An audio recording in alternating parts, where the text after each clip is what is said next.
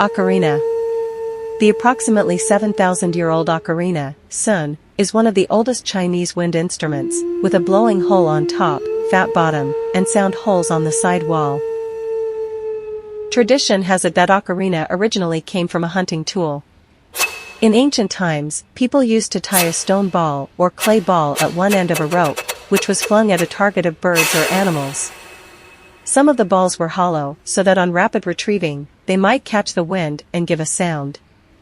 People later took the ball to play for fun, and by, the hollow clay ball evolved into ocarina. Some people also believed ocarina was created to mimic the sound of birds and animals for the purpose of attracting and capturing prey.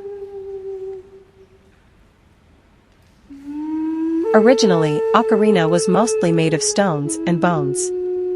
It later developed into ceramic ware in various shapes, such as the oblate, oval, ball, fish, and pear shapes. The earliest ocarina had only one sound hole. Multiple holes were later developed. The 6-hole ocarina didn't appear until the end of the 3rd century BC. The ceramic oval ocarina, which was unearthed from the Hamudu cultural ruins in Yuyao County, Zhejiang Province, only has a blowing hole with no sound hole and can be dated back to around 7,000 years ago. The ceramic whistle discovered in the Yangshao cultural ruins at Bampo village in Xi'an, Shanxi Province, takes the similar shape of an olive with only one blowing hole.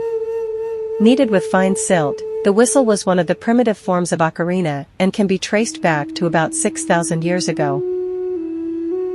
In comparison with the early primitive period and the Xia dynasty, the 21st century BC, the 16th century BC, the Shang dynasty, 1600 BC-1046 BC, had seen a great development in ocarina, mostly in the shape of an egg with flat bottom.